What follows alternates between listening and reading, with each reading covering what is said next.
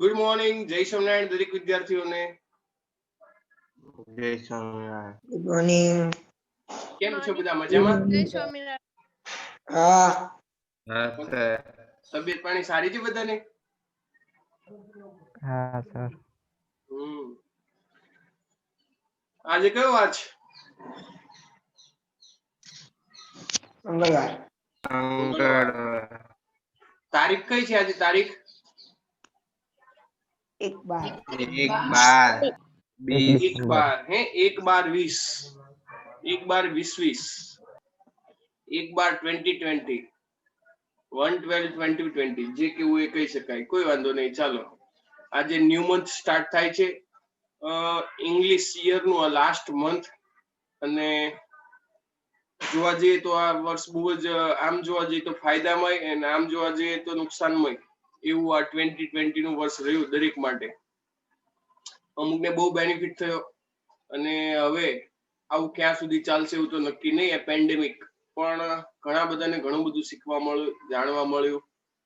અલગ પ્રકારની દુનિયામાં એકલા રહેવાનું, બહાર બહુ નહીં નીકળવાનું, એવું બધું ઘણું બધું શીખ્યા. ઘરે બેઠા બેઠા ભણી શકાય. રેડી, આ તો સારામાં સારી ફેસિલિટી થઈ ગઈ. હવે અમુકને તો એવું થશે કે હવે સ્કૂલે આવવું નહીં ગમે, શરૂ થશે પછી, કે ઘરે બેઠા બેઠા મજા આવે, શાંતિથી બરમુડો પહેર્યો હોય, ચડ્ડો પહેર્યો હોય, અથવા તો 3/4 કેપરી પહેરી હોય અને ટી શર્ટ પીશર્ટ બંડી પહેરી હોય, શાંતિથી બેસી જવાનું બેડ ઉપર અથવા ગમે તે આંટા મારવાના. સ્કૂલે જવાનું નહીં, સ્કૂલે કશું કહેવાનું નહીં. હે ભાઈ, જલસા જલસા છે જોવા જઈએ તો, કે નથી જલસા? હે બાળકો, સાંભળો છો મને તમે? હા. જલસા છે ને કે નહીં જલસા, કે નહીં મજા આવતી?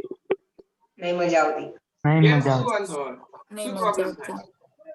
સ્કૂલ ચાલુ કરો. ભાઈ આપણે તો કરવી જ છે, ગવર્મેન્ટ આપે ત્યારે થાય ને એમાં પાછું આ બધા પ્રોબ્લેમ તો સૌથી વધારે તો પાછું નહીં. કોઈને ક્લાસમાં કોઈને આવ્યું તો આખા ક્લાસને પછી 15 દિવસ ક્વોરન્ટાઇન થવું પડે. તાર કેવી તકલીફ? તમને થાય તો વાંધો નહીં, એકાદ સર ટીચરને ક્વોરન્ટાઇન કરવા પડે. પછી 15 દિવસ તો એ સબ્જેક્ટમાં તમે શું કરો? બીજા ક્લાસર હોસ્પિટલમાં દવાઓ ઉકાળા પીવે, ઇન્જેક્શન ખાય, ઓક્સિજન પર રહે, કે તમને ભણાવે, એવું થાય. એટલે અત્યારે તો બધા જેટલી સાવચેતી રાખે એટલું સારું. હું અત્યારે એવું જ છું. અત્યારે ઓલ ગુજરાતમાં જે હાઈએસ્ટ કોરોના કેસીસ છે એવી જગ્યા ઉપર છું અત્યારે.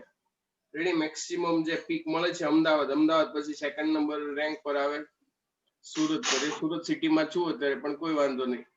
રેડી, બચીને રહું છું, બહુ સાવચેતી રાખું છું.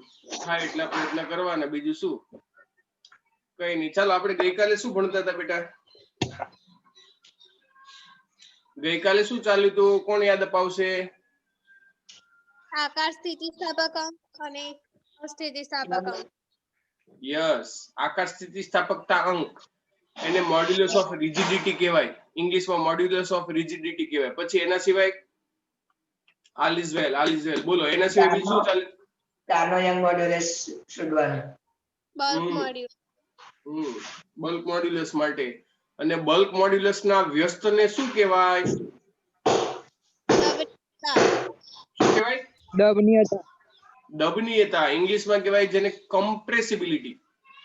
ઇંગ્લિશમાં એને આપણે કહી શકીએ કમ્પ્રેસિબિલિટી. ચાલો, હવે એના સિવાય બીજું શું ચાલ્યું હતું?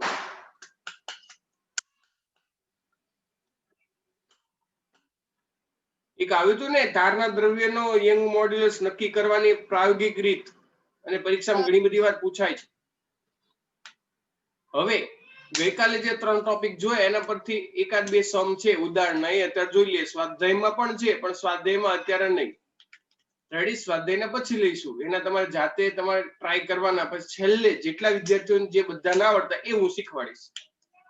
રેડી, ટેન્ટેટિવ મને એવું લાગે છે કે તમને આ ચેપ્ટરના ઘણા બધા સમ જાતે આવડી જશે. એટલે મારી ઈચ્છા છે કે તમે બને એટલા જાતે સોલ્વ કરવાનો ટ્રાય કરો. અને ના આવડે તો બંદા છે જ. रेडी, बंदा आपको सिखाएगा और आप सब सीखेंगे, उसमें कोई दिक्कत नहीं होगी, कोई प्रॉब्लम भी नहीं होगा, है ना? चलो, तो हमने जो प्रीवियस कल जहां से हमने थोड़ा कुछ लेसन्स छोड़ा था वही से हम आज स्टार्ट करेंगे. फिर से एक बार कल का एक बार रिवाइज में करवा देता हूँ कि 3 टाइप्स के बल्क मॉड्यूलस होते हैं, सॉरी मॉड्यूलस होते हैं. यदि लेंथ में कुछ चेंजेस होते हैं तो लेंथ के अकॉर्डिंग टू हमें जो भी मॉड्यूलाई यानी कि हमें जो भी कांस्टेंट मिलता है, ठीक है, उसको हम यंग मॉड्यूलस बोलते हैं।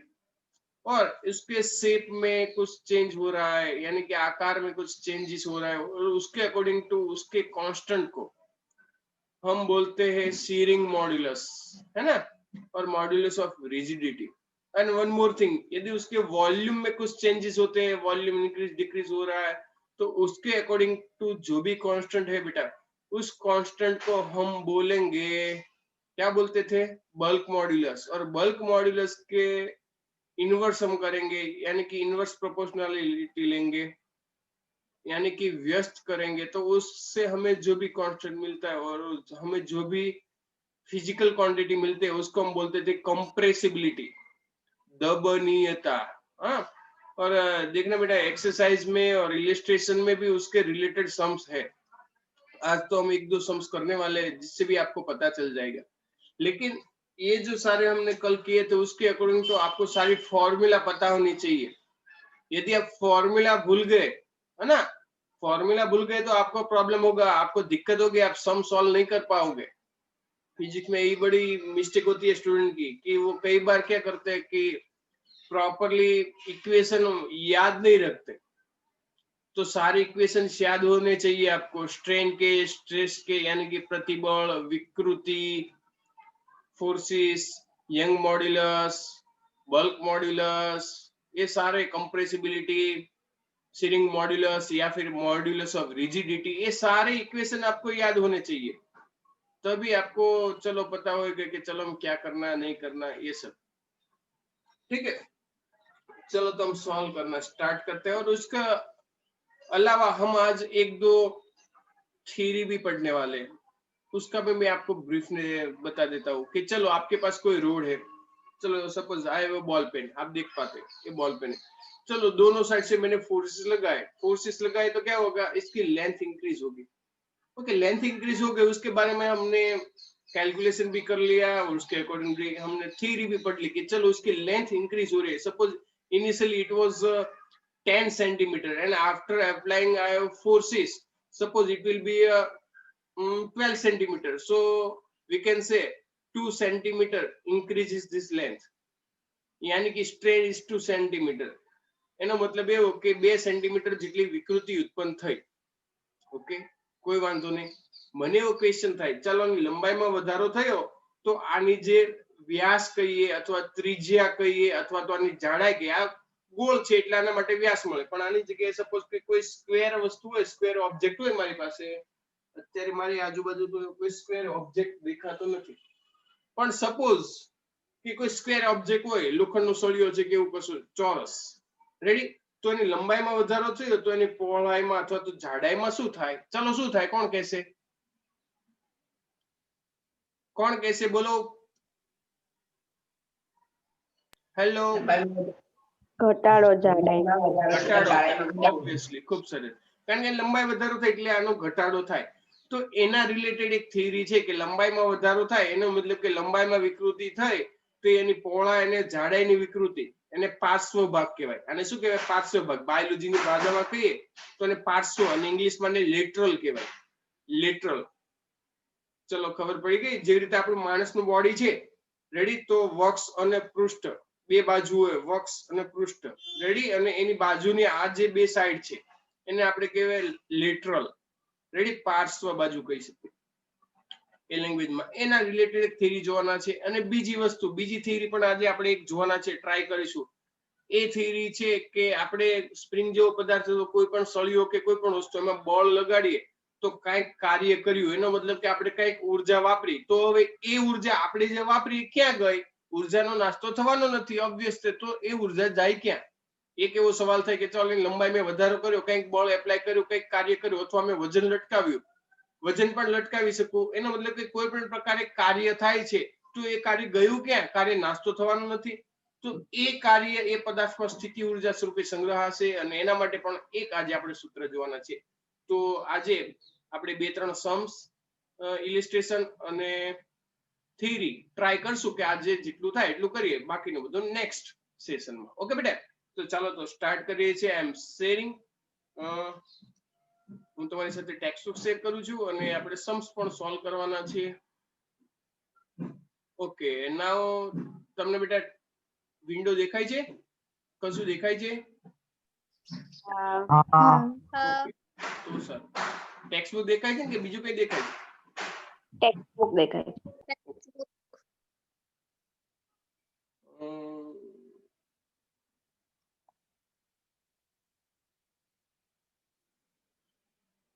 ચલો આપણે જોવાનું છે બેટા અત્યારે ઉદાહરણ 9.4.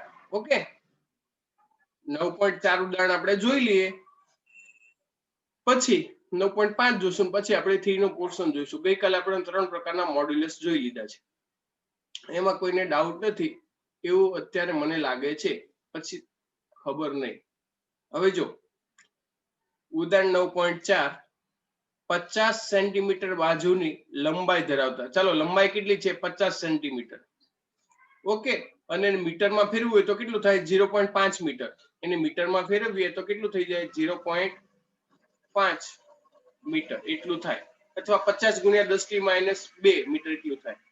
ધરાવતા શીશાના, રેડી એટલે લીડ, ઇંગ્લિશમાં લીડ ધાતુ કહેવાય, લીડ એટલે શીશુ, એક ચોરસ ચોસલાની જાડાઈ, રેડી, અથવા તો પહોળાઈ અથવા તો ઊંચાઈ 10 સેન્ટીમીટર છે. ચલો 10 સેન્ટીમીટર એનો મતલબ કે કેટલું થશે?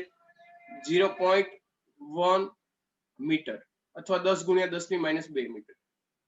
એનો મતલબ કે ચાલો આપણે લંબાઈ અને જાડાઈ એટલે ઊંચાઈ મળે તો ક્ષેત્રફળ કેટલું થાય? તો ક્ષેત્રફળ શોધવું તો શોધી શકીએ, લંબાઈ ગુણ્યા જાડાઈ અથવા લંબાઈ ગુણ્યા ઊંચાઈ. જાડાઈને આપણે હાઈટ પણ કહી શકીએ, રેડી. પહોળાઈ નહીં કહેવાય, પહોળાઈ નહીં કહી શકાય, જાડાઈ એટલે ઊંચાઈ આપણે કહી શકીએ. તો એનું ક્ષેત્રફળ આપણે શોધી શકીએ.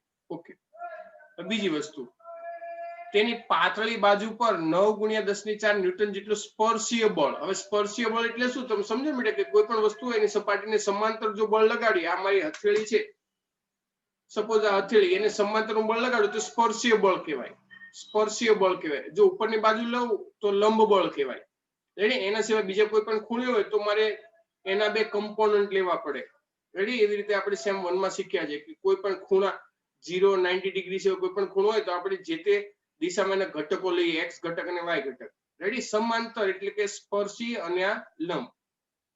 સ્પર્શીય બળ છે એનો મતલબ કે સ્પર્શીય પ્રતિબળ ઉદ્ભવે એમાં. જો ચોસલાની નીચેની બાજુ ભોંયતળિયા સાથે જડિત કરેલી એટલે કે રિવાઇટેડ, રેડી, રાઇવેટેડ, તો તેની ઉપર તરફ કેટલી સ્થાનાંતરિત થશે?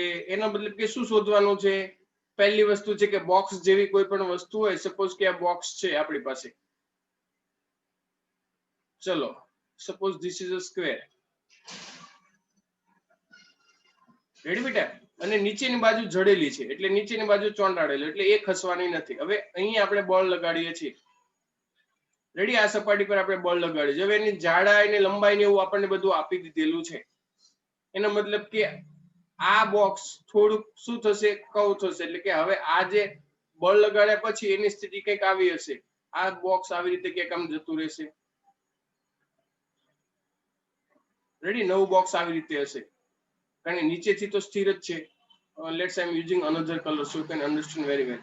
એનો મતલબ કે જો મેં અલગ કલર વાપર્યો, રેડી. એટલે આવી રીતે થશે બળ લગાડ્યા પછી, અને પ્રતિબળ એની વિરુદ્ધ દિશામાં ઉત્પન્ન થશે. તો સપોઝ આવી રીતે થયું, રેડી. તો આ દરમિયાન આપણે ખૂણો થીટા શોધતા હતા અને ઉપરની બાજુ આપણને કહી છે કેટલી થશે. એનો મતલબ કે આપણે શોધવાનું ઉપરની બાજુ થાય, રેડી. આવી રીતે, અને અહીંયા આપણને થીટા પણ મળી જાય, રેડી. અહીંયા અને આ દિશામાં આપણને ખબર છે, આ પણ ખબર છે. તો એવી રીતે આપણે વસ્તુ શોધવાની છે. તો સૌપ્રથમ આપણને જે વસ્તુ આપી છે એના પરથી આપણે ક્ષેત્રફળ શોધી લઈએ. ઓકે બેટા, ક્ષેત્રફળ શોધશું સૌપ્રથમ.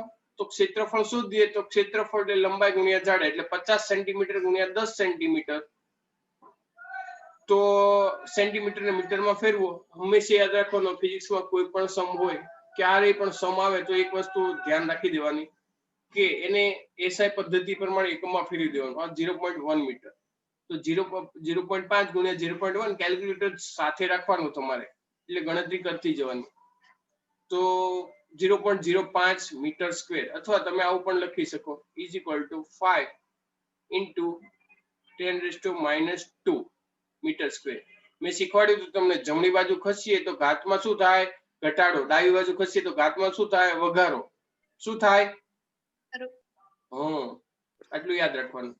હવે પ્રતિબળ, રેડી? લાગુ પાડેલ પ્રતિબળ. પ્રતિબળ એટલે આપણે શું કહીએ? સિગ્મા. તો સિગ્મા એટલે શું થાય? બળ ભાગ્યા ક્ષેત્રફળ. યાદ છે ને? સિગ્મા બરાબર શું થાય? બળ ભાગ્યા ક્ષેત્રફળ. રેડી? બળ આપણને આપેલું જો સવાલમાં 9 × 10⁴ ન્યૂટન છે. દેખાય છે? 9 × 10⁴ ન્યૂટન. અને ભાગ્યા અહીં જો ઓબ્લિક છે, અપોન છે, એટલે એ વસ્તુ ખાસ યાદ રાખવાની. તો 9/0.05 કેલ્ક્યુલેટરમાં ગણતરી કરો એટલે 1.8 × 10⁶ ન્યૂટન પર મીટર સ્ક્વેર. રેડી?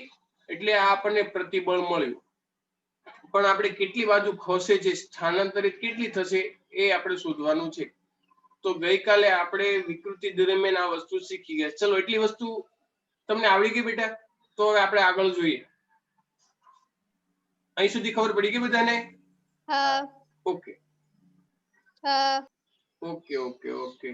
જો અહીંયા ફરીથી ફિગર આપણને આપેલી છે, પણ આપણે તો ઓલરેડી ફિગર સમજી ગયા છે. ઓકે, તો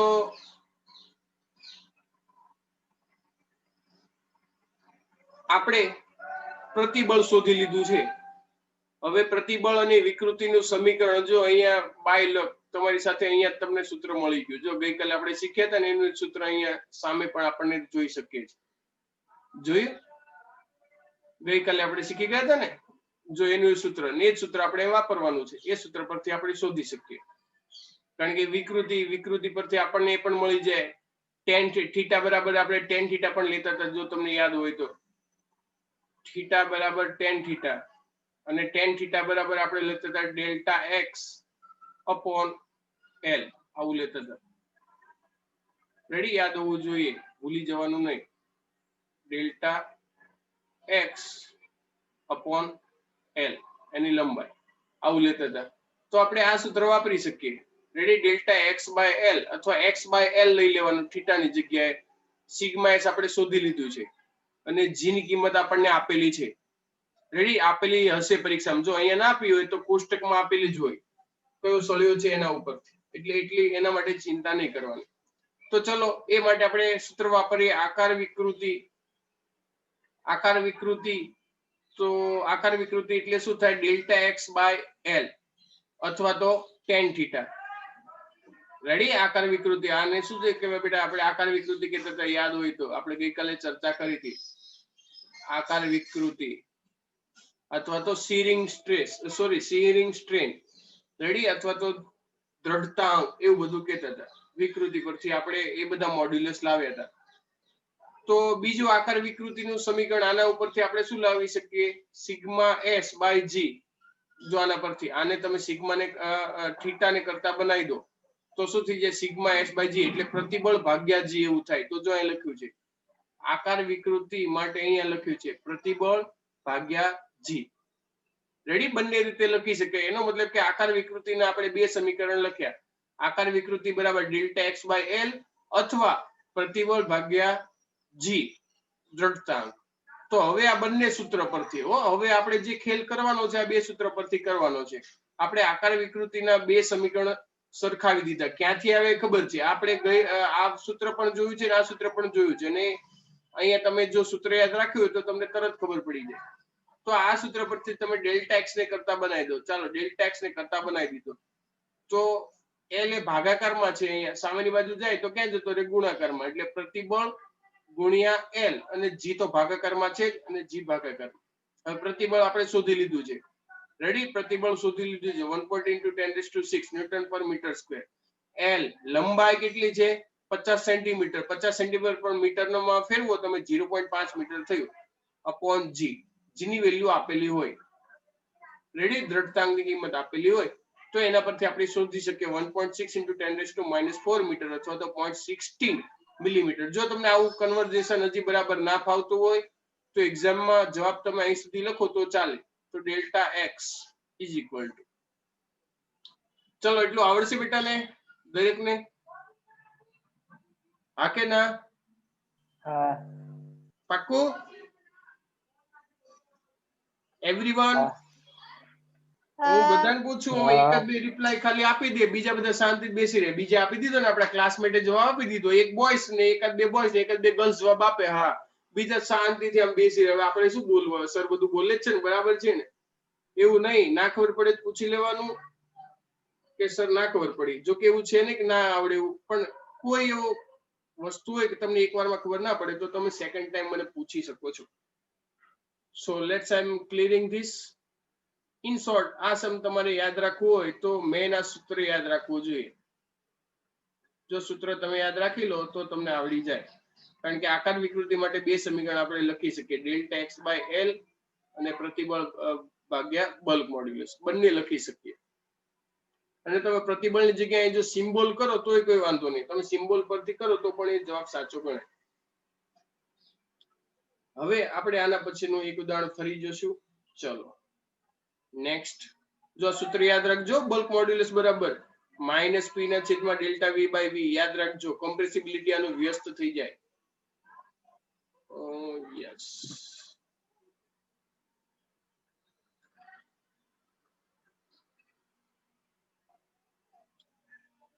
સવાલ નીચે છે અને જવાબ ઉપર છે એવું છે. ચલો કે જો સવાલ વાંચીએ, વાર્તા રે વાર્તા, સવાલ વાંચતા. હિન્દ મહાસાગરની સરેરાશ ઊંડાઈ 3000 મીટર છે. 3 કિલોમીટર થઈ. એનો મતલબ કે એચ આપેલું છે આપણને. શું આપેલું છે? એચ. મહાસાગરના તળિયે પાણી માટે આંશિક સંકોચન ડેલ્ટા વી બાય વી ગણો. એટલે જો આપણને આંશિક સંકોચન, સપોઝ પરીક્ષામાં ડેલ્ટા વી બાય વી ઘણીવાર ના આપે આપણને, માત્ર એવું લખે કે આંશિક સંકોચન ગણો, તો તમને ખબર પડવી જોઈએ કે આંશિક સંકોચન એટલે ડેલ્ટા વી બાય વી આવે એ ગણવાનું છે. અને પાણી માટે બલ્ક મોડ્યુલસ આપણને આપેલો છે. તો જેવી રીતે આપણે સૂત્ર જાણીએ છીએ એવી રીતે રેડી, બલ્ક મોડ્યુલસ બી બરાબર શું થઈ જાય? માઇનસ પી ના છેદમાં ડેલ્ટા વી બાય વી. આવું થાય. એનો મતલબ કે ડેલ્ટા વી બાય વી એ ગણવાનું છે. તો એને કરતા બનાવી દો, એને આ બાજુ લઈ જાઓ તો એનો મતલબ કે શું થઈ જાય? એની કિંમત મારે શોધવી છે તો હું માનકમાં લખી દઉં, તો એટલે માઇનસ નિશાની જતી રહે તો શું થઈ જશે? પી ના છેદમાં બી. હવે જો આપણને બલ્ક મોડ્યુલસ તો બેટા આપેલો છે, બલ્ક મોડ્યુલસ આપેલું છે, પણ પાણીની અંદર પી બરાબર શું થાય? તો યાદ રાખો, તમે કદાચ પાણીની અંદર રાખવા માટેનું સૂત્ર કદાચ 9મા 10માં શીખ્યા હતા. પી બરાબર ρ GH થાય, જો તમને ખબર હોય તો. પી બરાબર શું થાય? ρ GH. અને જો ના આવડે તો આના પછી નેક્સ્ટ ચેપ્ટરનું સૂત્ર આવવાનું છે તો ત્યારે પણ તમને ખબર પડી જશે. જ્યાં H, આવું ક્યારે સૂત્ર વપરાય? જ્યારે કોઈ પદાર્થને પાણીની અંદર ડુબાડેલો હોય ને ત્યારે. તો દબાણ P બરાબર ρ GH થાય. જ્યાં ρ પ્રવાહીની ઘનતા, G ગુરુત્વ પ્રવેગ અને H ઊંડાઈ છે, અને અપોન B થશે. એટલે તમે લખી તો લખી શકો કે જ્યાં ρ શું છે? ρ શું છે? પાણીની અથવા તો પ્રવાહીની ઘનતા. રેડી? એ દરિયાનું પાણી, દરિયો છે એટલે પાણી લીધું, બીજું કોઈ પણ હોય તો એ પણ આવી શકે. G શું છે? ગુરુત્વ પ્રવેગ. અને H અહીંયા આપણને ઊંડાઈ આપેલી છે, ઊંડાઈ. અને B તો ખબર જ છે. B શું છે? B શું છે? Bulk modulus. ચલો એટલું ક્લિયર દરેકને? હા કે ના? હેલો, ખ્યાલ આવી ગયો અહીં સુધી દરેકને?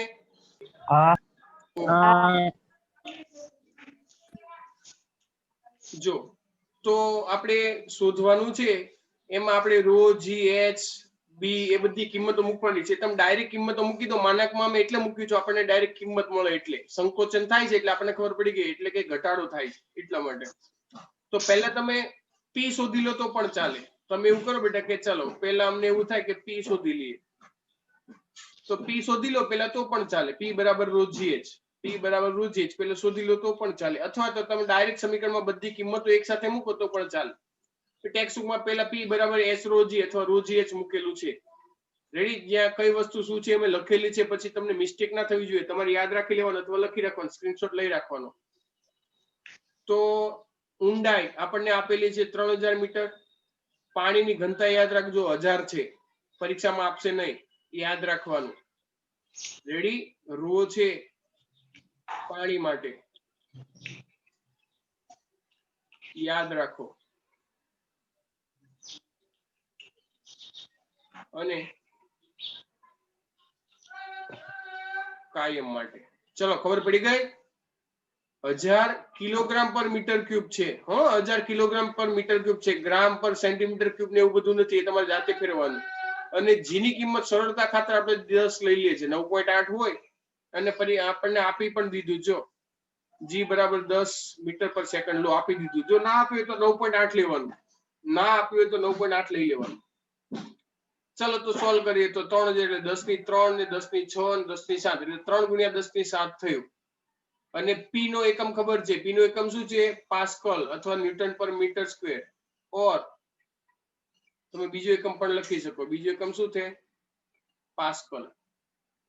રેડી? આ એકમ પણ તમે લખી શકો. ચલો ક્લિયર છે? 1 મિનિટ.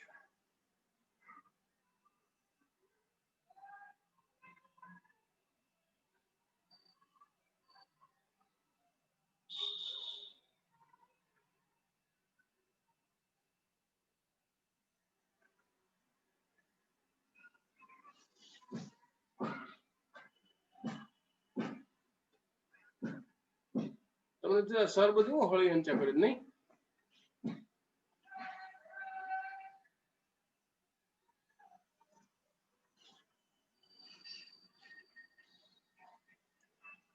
ચલો ક્લિયર? હવે આપણને બધી વસ્તુ મળી ગઈ છે.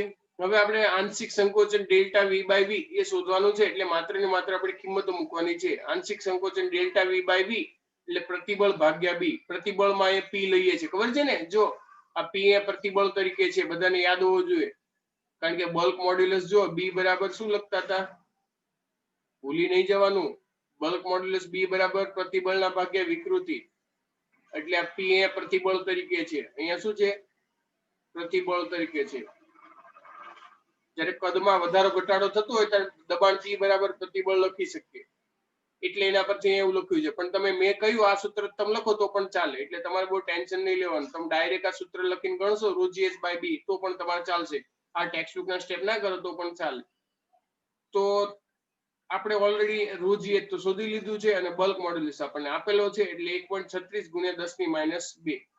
અને ટકામાં શોધવું હોય તમારે 100 ગુણ્યા કરવું પડે. 100 ગુણ્યા 10 ની -2 કરવું એટલે 1.36. તો ટકામાં જવાબ મળી જાય. એટલે 1.36% જેટલો ઘટાડો થાય. ખ્યાલ આવ્યો? તો તમે જો પાણીમાં ઊંડાઈ તરફ જાઓ તો ઘણીવાર ઘણા અનુભવ્યું કે પાણીમાં જેમ ઊંડાઈએ જઈએ એમ દબાણ અનુભવાય. રેડી? જેમ જેમ ઊંડાઈએ જાઓ એટલે જોજો ઘણીવાર કે ઘણા બધા તરવૈયા ખૂબ ઊંડે જાય તો ઓક્સિજનની બોટલ લઈ જાય પણ એમાં ઘણી બધી વાર હિલિયમ વાયુ પણ ઉમેરી દે. રેડી? એ બધા બહુ બધું ડીપ છે પણ આપણે એની અંદર નહીં જવું. ચલો અહીં સુધી બધાને ખબર પડી ગઈ? સમમાં હા આવડશે કે નહીં આવડે? આવડશે. આવડશે. તો વાંધો નહીં. હવે એક મિનિટ.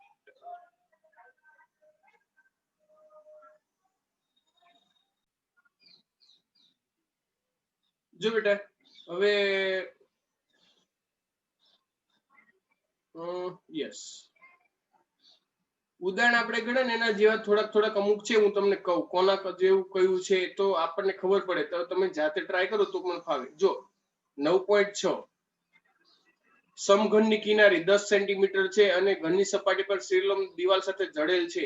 તેની વિરુદ્ધ તરફ સપાટી 100 કિલોગ્રામ દળ જોડવામાં આવે છે. એલ્યુમિનિયમનો આકાર મોડ્યુલસ 25 ગીગાપાસ્કલ હોય તો શ્રીલંબ દિશામાં વિસ્થાપન કેટલું થશે? ચલો આના જેવું આપણે ઉદાહરણ ગણ્યું હમણાં કે ના ગણ્યું? હા. કયું ગણ્યું? હમણાં ઉદાહરણ નંબર 1 જોયું ને આપણે? ચોથું હતું કે પાંચમું હતું? આ કયું હતું? છેલ્લું અત્યારે શિરોલંબ દિશામાં વિસ્થાપન એટલે ડેલ્ટા એક્સ શોધવાનું થાય ને. ડેલ્ટા એક્સ વાળો હમણાં ગણ્યું. કયો નંબર હતો જુઓ તો? ચોથું. રેડી? ઉદાહરણ નંબર 4 જેવું. ચલો આવડે તમને?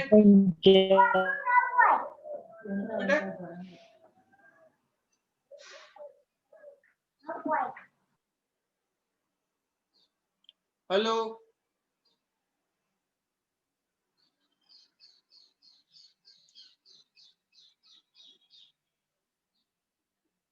હેલો અવાજ આવે છે મારો કે કટ થઈ ગયું? હા આવે છે સર. ઓકે તો સારું. પછી હવે ઓકે આ શીખવો પડશે. ચલો 9.8 જુઓ. 9.8 શું છે સવાલ કે 15.2 મિલીમીટર અને 19.1 મિલીમીટર લંબચોરસ એટલે આના પરથી ક્ષેત્રફળ મળી જાય એ મીટરમાં શોધવાનો ને મિલીમીટરમાંથી. તાંબાના એક ટુકડાને 44,500 ન્યૂટન બળ એટલે આ એફ આપી દીધું છે. એફ આપ્યું એ આપ્યું ત્રણ વડે ખેંચવામાં આવે છે અને સ્થિતિસ્થાપક વિરૂપણ ઉદ્ભવે છે તો ઉદ્ભવતી વિકૃતિની ગણતરી કરો. શું શોધવાનું છે? વિકૃતિ એટલે એપ્સિલોન એલ શોધવાનું છે. ચલો આવડે? હા કે ના? હા હા તાંબુ આપ્યું છે તો તાંબા માટે યંગ મોડ્યુલસ કોષ્ટકમાં આપેલો હોય. હા કોષ્ટક 200 પરથી. આવડે કે ના આવડે? હા પાક્કું આવડશે? હા જો યંગ મોડ્યુલસ y બરાબર શું થાય? પ્રતિબળ એટલે sigma l upon epsilon L. હવે એપ્સિલોન એલ શોધવાનું મળી જાય ને. સિગ્મા એલ આપણે બળ ભાગ્યા ક્ષેત્રફળ પરથી મળી જાય. સિગ્મા એલ બરાબર શું થઈ જાય? સિગ્મા એલ બોલો. બળ ભાગ્યા ક્ષેત્રફળ. બળ આપણને આપેલું છે જો 44,500 ન્યૂટન અને ક્ષેત્રફળ આપણે લંબાઈ અને પહોળાઈ પરથી શોધી શકીએ ને? હા કે ના? હા અને યંગ મોડ્યુલસ આ ક્યાંથી લાવવાનો? કોષ્ટક પરથી. અને આના પરથી તમે એપ્સિલોન એલ ને કરતા બનાવી દો તો શું થઈ જાય? Sigma l upon y. આનો એકમ આવશે નહીં. રેડી? એકમ રહિત. વિકૃતિનો કોઈ એકમ ના હોય. ચલો આવડી ગયા? આવડશે ને? હા નહીં ફાવે? ફાવશે તો વાંધો નહીં. જો મેં સૂત્ર મૂકી દીધું છે, તમારે કિંમતો મૂકવાની છે એટલે તમને ખબર પડે કે શું કરવાનું હોય. ચલો હજી જોઈએ આપણે. જો આના જેવા કોઈ પણ હોય, જો તમે આમાં જેટલી પ્રેક્ટિસ વધારે કરશો ને બેટા તો તમને એટલું વધારે ફાવશે. તમે નહીં કરો તો તમારાથી કશું જ નહીં થાય. રેડી? તમે જો કરશો તો થશે, નહીં તો નહીં થાય. ચલો 12 નંબરનો. ચલો નંબર 12 જોઈએ બેટા. જો સવાલ વાંચો તો શું કે સવાલ? આપેલ માહિતી પરથી બલ્ક મોડ્યુલસ ની ગણતરી કરો. ચલો બલ્ક મોડ્યુલસ શોધવાનો છે બી. શું શોધવાનું છે? બી. તો બી નું સૂત્ર યાદ છે બધાને? યાદ છે ને? બી બરાબર શું થાય? માઇનસ પી ના છેદમાં ડેલ્ટા વી બાય વી. અથવા એની કિંમત શોધવી હોય તો માનાંકમાં લખું. તો માનાંકમાં લખું તો પી. પી બરાબર હું આ ઉપર લખી શકું ને? રો જી એચ અપોન આને હું વિકૃતિ પણ કહી શકું ડેલ્ટા વી બાય વી અથવા તો ડેલ્ટા વી બાય વી જ હું રાખું. ચાલો તો શોધી શકાય. જો આપણને પ્રારંભિક કદ આપણને આપેલું છે, પ્રારંભિક કદ આપ્યું છે અને દબાણનો વધારો એટલે પી ડેલ્ટા પી આપણને આપેલું છે ને અંતિમ કદ આપેલું છે. એટલે જો કદમાં થતો ફેરફાર આપણને મળી ગયો ને. પ્રારંભિક અને અંતિમ કદ તો આપણને કદમાં ફેરફાર મળી ગયો.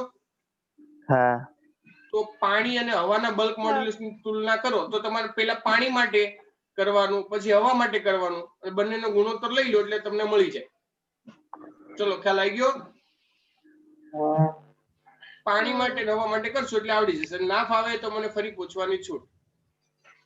હવે એના પછીનો નેક્સ્ટ એ તો એકદમ ઈઝી અને એમસીક્યુ જેવો.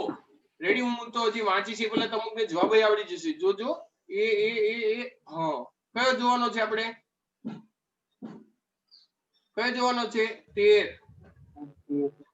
જો જે ઊંડાએ દબાણ 80 એટમોસ્ફિયર હોય ત્યાં પાણીની ઘનતા શોધો. ચલો પાણીની ઘનતા શોધી શકાય? P બરાબર rho GH. P બરાબર rho GH. આવો સવાલ છે. રેડી?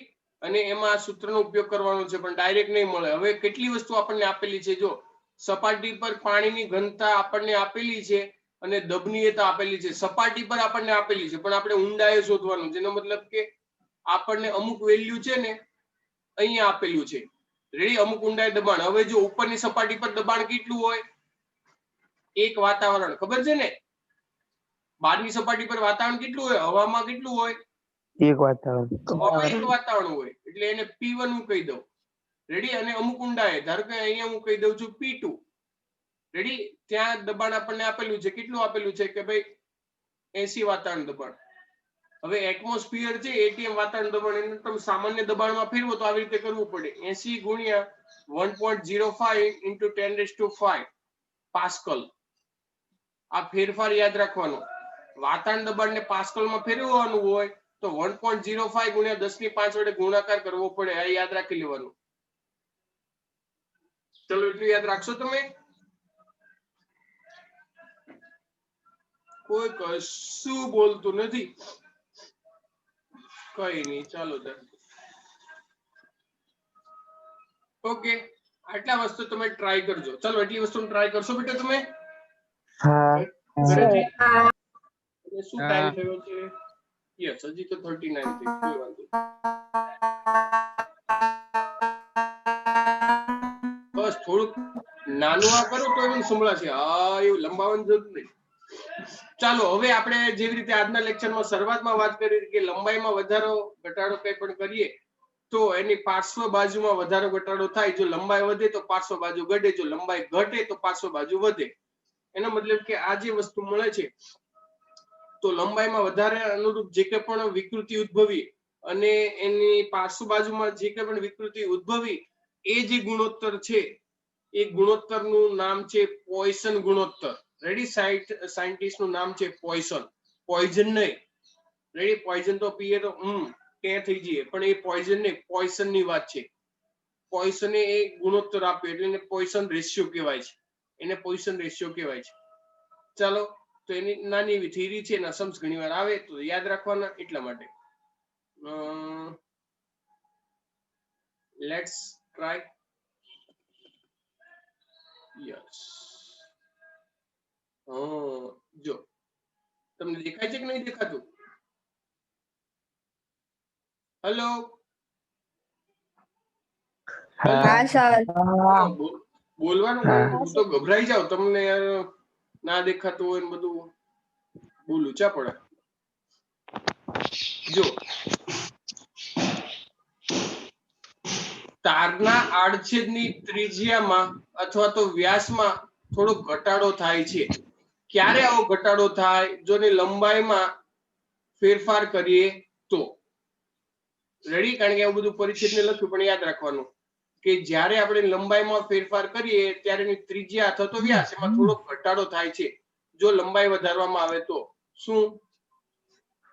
જો લંબાઈ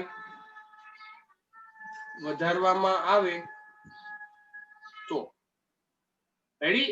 કોની? તો તાર કે સળિયો જેવો એ તો લાગુ પાડેલ બળને લંબ વિકૃતિને પાર્શ્વ વિકૃતિ અથવા તો લેટરલ સ્ટ્રેન કહે છે.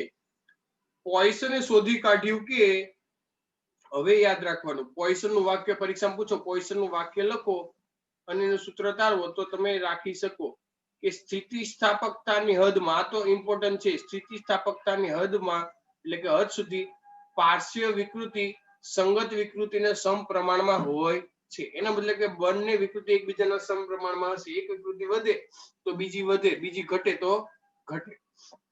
એનો મતલબ કે લંબાઈમાં બહુ ફેરફાર કરો તો એની પાર્શ્વ બાજુમાં બહુ ઘટાડો થાય. જો તમે લંબાઈમાં થોડો ઘટાડો કરો તો પાર્શ્વ બાજુમાં થોડો ઘટાડો થાય. ઓબ્વિયસ છે.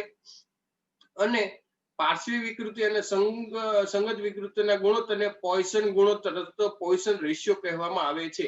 અને એના માટેનો સિમ્બોલ છે મ્યુ. શું છે?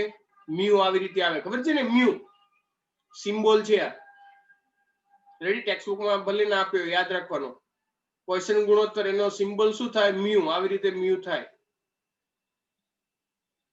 રેડી તમે ટેક્સ્ટ બુક ની પાછળ જોશો ને તો ગ્રીક આલ્ફાબેટ આપ્યા હશે એમાં મ્યુ આપેલો હશે મ્યુ એટલે તમને ખબર પડી જાય મ્યુ MU રેડી મ્યુ તમને MU નહીં લખવાનું આ સિમ્બોલ છે હવે આ ગુણોત્તરની વ્યાખ્યા આપણને ખબર પડી ગઈ ચલો કોઈ પાર્શ્વ વિકૃતિ સંગત વિકૃતિના ગુણોત્તરને પોઈસન રેશિયો કહેવામાં આવે છે તો કોઈ પાર્શ્વ વિકૃતિનું સૂત્ર શું સંગત વિકૃતિનું સૂત્ર શું તો તારે એના માટે ધારો કે તારનો મૂળ વ્યાસ d અને પ્રતિબળના લીધે વ્યાસમાં થતો ઘટાડો ડેલ્ટા ડી છે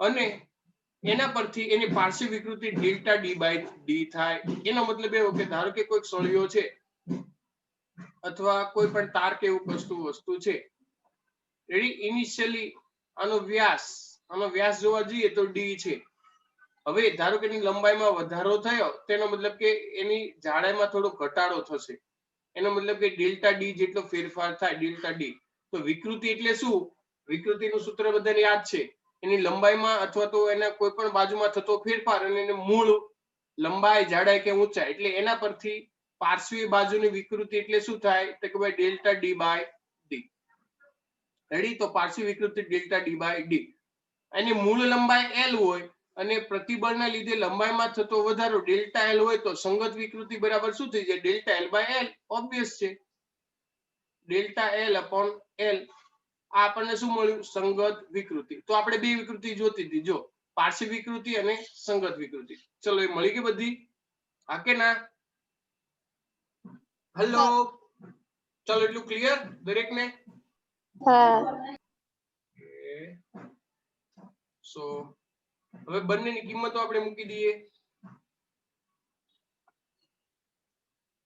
જો એટલા માટે કે આપણને બંને ગુણોત્તર મળી ગઈ બોલો બોલો કઈ નહીં તો બોલો જો બેટા આપણને પાર્શ્વીય વિકૃતિ મળી હતી પાર્શ્વીય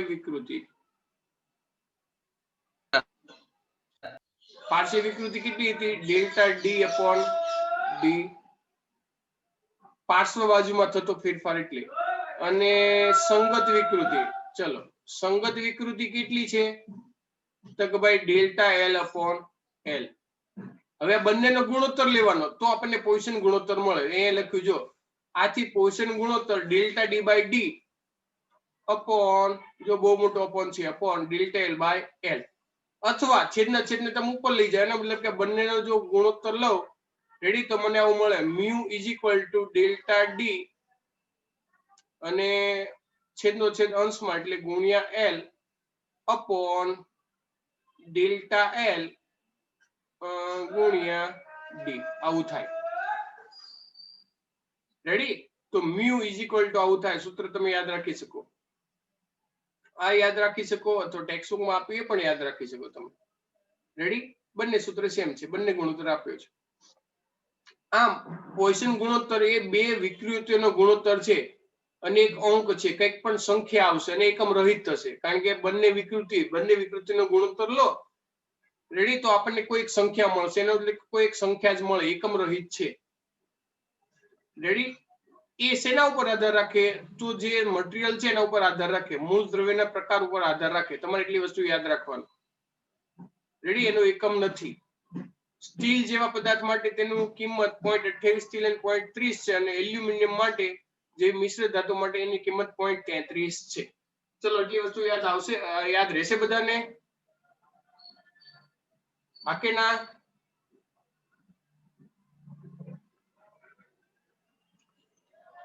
ચલો એટલી વસ્તુ યાદ રહેશે દરેક વિદ્યાર્થીઓને પાક્કું આવડશે કે નહીં આવડે આવશે પાક્કું ને હા કે જે ડાઉટ છે નથી ડાઉટ હોય તો બોલ દેવાનું કે સર હજી ડાઉટ છે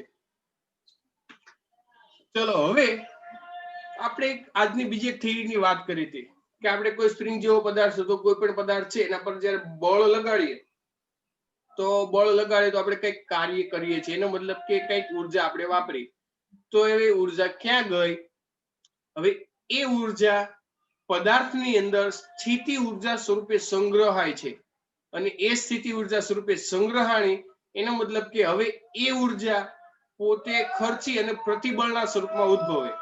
એનો મતલબ કે ધારો કે આ વસ્તુ છે મેં ખેંચી લીધી અને લંબાઈમાં વધારો થઈ ગયો તો મારું જે કામ કરેલી ઉર્જા હતી એ આ વસ્તુમાં આવી ગઈ.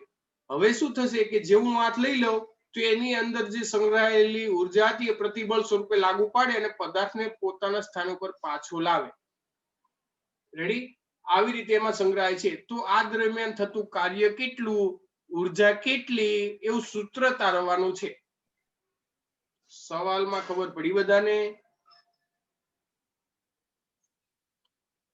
બોલો બાબા, હા કી ના? સર એકવાર કોને ફરી ના ખબર પડી. યસ. હું ધારો કે આ પદાર્થ છે એના પર બળ લગાડું છું, એનો મતલબ કે આવી રીતે મેં ખેંચ્યું તો આની લંબાઈમાં વધારો થયો, એનો મતલબ કે મેં કંઈક કાર્ય કર્યું અને મેં કંઈક ઉર્જા વાપરી. તો આ કાર્યની ઉર્જા ક્યાં ગયું? તો બધી કઈ લંબાઈમાં ફેરફાર થવામાં ના વપરાઈ જાય. ધારો કે મેં 100 ન્યૂટન જેટલું બળ લગાડ્યું તો 100 ન્યૂટન જેટલું બળથી લંબાઈમાં વધારો ના થઈ જાય. અમુક ઉર્જા જે મેં કરેલું હતું એ કાર્ય બોલપેનની અંદર સંગ્રહ થશે. હવે એ સંગ્રહ થયેલું હતું એ જ પ્રતિબળ લગાડશે. હવે જેવું મારું હાથ લઈ લઈશ એટલે એ ઉર્જાને સ્વરૂપે ફરી પાછું પ્રતિબળ લગાવીને પદાર્થ પોતાના સ્થાન ઉપર પાછો આવશે. ચલો, ખ્યાલ આવી ગયો બધાને? હા. હા ને? ઓકે, ચાલો. તો હવે છે એકદમ ઈઝી, ખ્યાલ આવી જશે. હવે ટેક્સ્ટબુકમાં એના વર્ડ્સ થી જોઈ અને સૂત્ર તારવીએ. એકદમ ઈઝી છે અને સૂત્ર તારવું બહુ મસ્ત છે. રેડી? તો let's start without wasting hour time. ચલો જો. હે છોકરાઓ, એક સવાલ પૂછું તમને? કાર્યનું સૂત્ર શું થાય? સામાન્ય સૂત્ર બળ ગુણ્યા સ્થાનાંતર. બળ ગુણ્યા સ્થાનાંતર ને? પાક્કું? એ ભાઈઓ, કાર્ય બરાબર શું થાય? બળ ગુણ્યા સ્થાનાંતર. બધાને કે કોઈકને એવું ન થાય? કાર્ય W બરાબર શું થાય? બળ ગુણ્યા સ્થાનાંતર. પાક્કું ને? હા કે ના? પાક્કું ને? આ સૂત્ર આપણે અહીંયા વાપરવાનું થશે એટલે યાદ રાખજો. કાર્ય બરાબર બળ ગુણ્યા સ્થાનાંતર. તમે કાર્ય પણ કહી શકો અથવા ઉર્જા પણ કહી શકો. જો તો ખેંચાણમાં રહેલ તારમાં સ્થિતિ સ્થાપકીય સ્થિતિ ઉર્જા, તો ખેંચાણમાં રહેલ તાર છે એટલે કે લંબાઈમાં વધારો કરેલો છે. જ્યારે એક તારને તણાવ પ્રતિબળ હેઠળ રાખેલ હોય એનો મતલબ કે બહારથી બળ લગાડ્યું તો જ તણાવ પ્રતિબળ ઉદ્ભવે. બહારથી બળ લગાડેલું હોય તો તણાવ પ્રતિબળ લાગે. ત્યારે આંતર પરમાણુય બળો વિરુદ્ધ કાર્ય થતું હોય છે તો જ આપણે તણાવ બળ અનુભવીએ ને, નહીં તો થોડો આંતર પરમાણુય વચ્ચે બળ ના લાગતું તો પદાર્થ બહુ જ લાંબો થઈ જાય. આ કાર્ય તારમાં સ્થિતિ સ્થાપકીય સ્થિતિ ઉર્જા સ્વરૂપે સંગ્રહ પામે છે. ચલો, વાક્ય કીધું. હવે થિયરી માટેની વસ્તુ કેટલી તમારે લખવી પડે. એલ, કેપિટલ એલ લંબાઈની મૂળ લંબાઈ એટલે સ્પ્રિંગની લંબાઈ કેટલી છે? કેપિટલ એ. અને એ સ્પ્રિંગ માટે અથવા તો સ્પ્રિંગ અથવા કોઈ પણ પદાર્થ અથવા લોખંડનો તાર કે કોઈ પણ લઈ શકાય. અને એ જેટલું ક્ષેત્રફળનો આડછેદ છે, આડછેદનું ક્ષેત્રફળ છે. હવે આ તાર પર જ્યારે લંબાઈની દિશામાં વિરૂપક બળની અસર હેઠળ હોય ત્યારે ધારો કે લંબાઈમાં થતો વધારો સ્મોલ એલ છે. આપણે અત્યાર સુધી ડેલ્ટા એલ લેતા હતા, અત્યારે શું છે? Small L. તો હવે તમને થશે આ સૂત્ર ક્યાંથી લાવ્યા? તો આવું સૂત્ર આપણે શીખી ગયા હતા, જો યાદ હોય તો. યંગ મોડ્યુલસ નું સૂત્ર બધાને યાદ હશે. y બરાબર શું હતું? y બરાબર f FL upon A delta L. Delta L. આવું સૂત્ર હતું ને? હા કે ના? તો આના પરથી f બરાબર શું થઈ જાય? તો કે ભાઈ y a delta L upon શું થઈ જાય? L. પાક્કું ને? હા કે ના? હવે જો બેટા, આ અંશમાં છે, મારે નીચે જવું હોય તો છેદના છેદમાં જશે ને તો f બરાબર આવું થઈ જાય y a અપોન l ના છેદમાં ડેલ્ટા એલ. આવું થાય કે ના થાય? જો આઈ ધારો કે છેદનો છેદ હોય તો અંશમાં જઈને આપણે ઉપર લઈ જઈએ ને, તો ઉપર લઈ જઈએ એવી રીતે આપણે નીચે પણ લાવી શકીએ. તો એના ઉપરથી આ સૂત્ર લખેલું. જો f = ya upon આપોન આવશે, આપોન આવશે. ખબર પડી? f બરાબર કે ના ખબર પડી? ટેક્સ્ટ બુકમાં જો એટલે મિસ્ટેક છે, જોઈ સિમ્બોલમાં ya/l એટલું યાદ રાખજો. અથવા તો ટેક્સ્ટ બુકમાં આવી રીતે લખી શકાય. ટેક્સ્ટ બુકમાં મિસ્ટેક નથી, એ લોકો આવી રીતે લખ્યું. જો હું તમને કહું, ટેક્સ્ટ બુકમાં YAL small l upon l આવું લખ્યું છે. ખબર પડી? એટલે આવું સૂત્ર લખ્યું. જો આના ઉપરથી y એ ડેલ્ટા l, કારણ કે આમાં થતો વધારો સ્મોલ l લીધો છે, એટલે ડેલ્ટા l ની જગ્યાએ સ્મોલ l upon l, એટલે બરાબર છે, મિસ્ટેક નથી, બરાબર છે, માય મિસ્ટેક. ચલો એટલું ખબર પડી ગઈ કે જ્યાં y તારના દ્રવ્યનું યંગ મોડ્યુલસ છે. ચાલો એટલી ખબર પડી બધાને? હવે આ તારની લંબાઈમાં અતિ સૂક્ષ્મ એટલે કે ડેલ્ટા l dl જેટલો વધારો કરવા માટે કરવું પડતું કાર્ય dw જેટલું થાય. પાકું? dl જેટલો વધારો કરવા કેટલું કાર્ય કરવું પડે? dw જેટલું. અને dw બરાબર f ગુણ્યા dl એવું લખી શકીએ. લખી શકીએ? dw બરાબર f. જો મેં એ સૂત્ર લખ્યું હતું, કાર્ય બરાબર બળ ગુણ્યા સ્થાનાંતર. હું જો dw કરું તો dw બરાબર f ગુણ્યા ડેલ્ટા d અથવા તો ડેલ્ટા l હું લખી શકું. તો આ સૂત્ર પરથી આપણે સૂત્ર લખેલું છે. હવે f ની કિંમત તો કે ભાઈ અહીંથી લાવી શકીએ આપણે. તો f ની કિંમત મૂકી દીધી.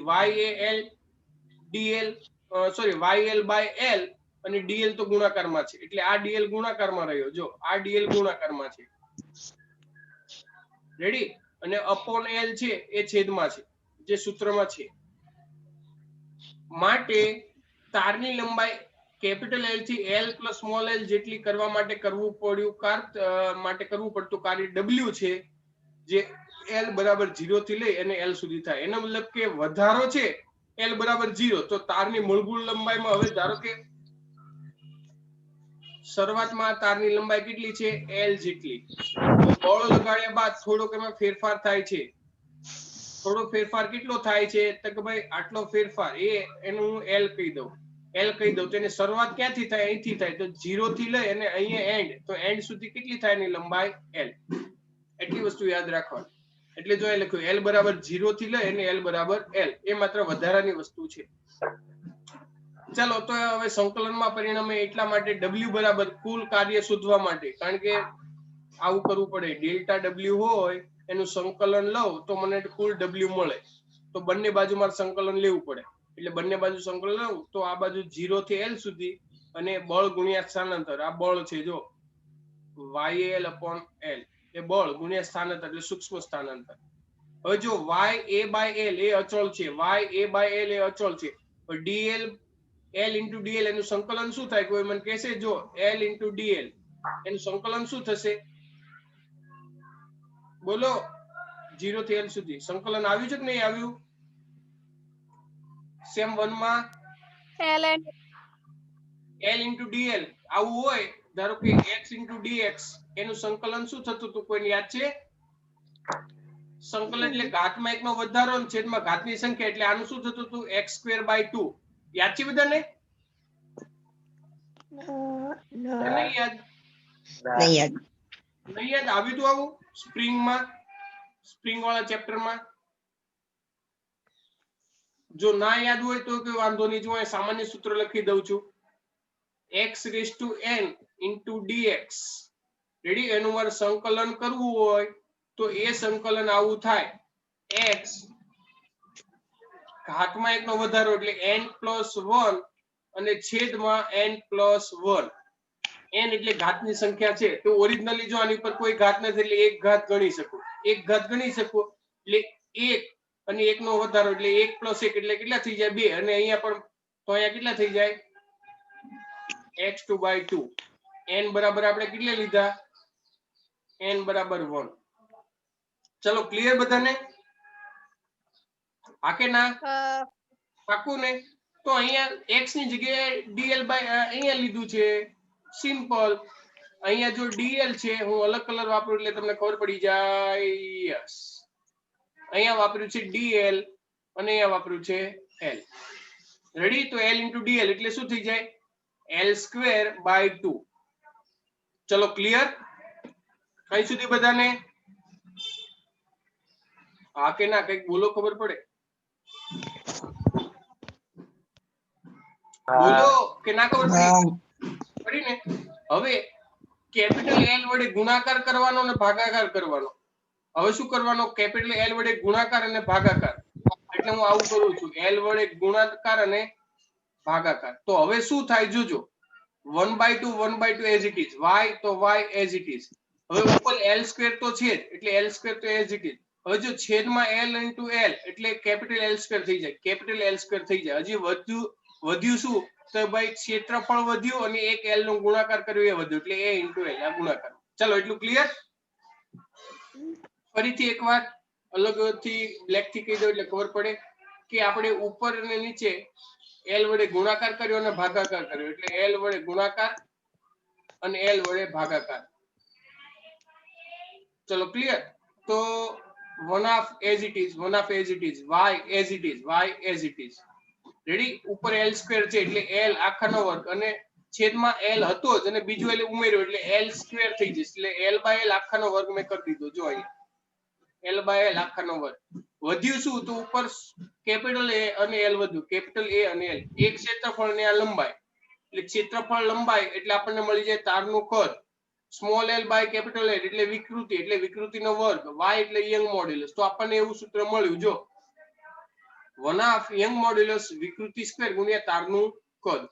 હવે યંગ મોડ્યુલસ y બરાબર શું થાય? કોઈ મને કહેશે? y બરાબર આવું થાય, પ્રતિબળ ના છેદમાં વિકૃતિ. આવું લખાય? તો એ જ હું અહીંયા લખું, યંગ મોડ્યુલસ ની જગ્યાએ પ્રતિબળના છેદમાં વિકૃતિ, તો પ્રતિબળ અને છેદમાં વિકૃતિ. ચાલો, છેદમાં વિકૃતિ અને વિકૃતિનો વર્ગ છે, તો એક વાર વિકૃતિ જતી રહે. તો વચ્ચે શું? 1/2 પ્રતિબળ ગુણ્યા વિકૃતિ ગુણ્યા તારનું કદ. તો આવું સૂત્ર આપણને મળે, W બરાબર અથવા તો ઉર્જા બરાબર. ચાલો આટલું આવડ્યું બધાને? હા કે ના? તમે જેમ પ્રેક્ટિસ કરશો એમ વધારે ફાવશે. ઓકે? તો આ સાથે આપણે એવું કહી શકીએ કે ઇન શોર્ટ હવે આપણે તારમાં થતી ઉર્જા કાર્ય કેટલું મળે એનું સૂત્ર તારવ્યું. એ જે સૂત્ર તારવ્યું એના પરથી એકમ કદ દીઠ શોધવું હોય તો મારે કદ વડે ભાગાકાર કરવો પડે. સિમ્પલ ને સોબર, મારે કદ વડે ભાગાકાર કરવો પડે. તો અહીંયા જો મારી પાસે W છે, હવે ભાગ્યા હું કદ કરી દઉં, બંને બાજુ મારે કદ કરવું પડે ને, તો અહીંયા પણ કદ વડે ભાગાકાર કરું ને અહીંયા પણ કદ વડે કરું આખા સૂત્રમાં. રેડી? તો આ કદ જતા રહ્યા, તો વધ્યું શું? માત્ર જો 1/2 પ્રતિબળ ગુણ્યા વિકૃતિ. તો જો પ્રતિબળ એટલે સિગ્મા ને વિકૃતિ એટલે એપ્સાઇલોન અને 1/2 as it is. તો આ W બાય કદ એટલે એકમ કદ દીઠ મળ્યું. આ સ્મોલ u એટલે શું થાય? એકમ કદ દીઠ. તો જો અહીંયા છે, માટે એકમ કદ દીઠ સંગ્રહિત થતી સ્થિતિ સ્થાપક સ્થિતિ ઉર્જા u, એટલે u બરાબર શું થાય? એકમ કદ દીઠ એટલે W બાય કદ, એકમ કદ દીઠ સ્થિતિ સ્થાપક સ્થિતિ ઉર્જા મળે છે. ચલો સૂત્ર આવડે બેટા બધાને? ઓકે. તો બેટા આજ માટે એટલું, બહુ ટાઈમ એક્સ્ટ્રા થઈ ગયો છે. દરેક વિદ્યાર્થીઓને આજનું પ્રેક્ટિસ વર્કમાં સમ જેટલા આપ્યા છે અને આ થિયરી વ્યવસ્થિત પ્રેક્ટિસ કરવાની છે. આવતીકાલે હું ઓનલાઈન LT લઈશ આનું. રેડી? ઓનલાઈન LT માં તમારે વિડિયો સ્ટાર્ટ કરીને આ થિયરી લખવાની થશે. બે માંથી કોઈ પણ થિયરી હું લખાવડાવીશ. Okay, bye bye. જય સ્વામિનારાયણ. જય સ્વામિનારાયણ. જય સ્વામિનારાયણ.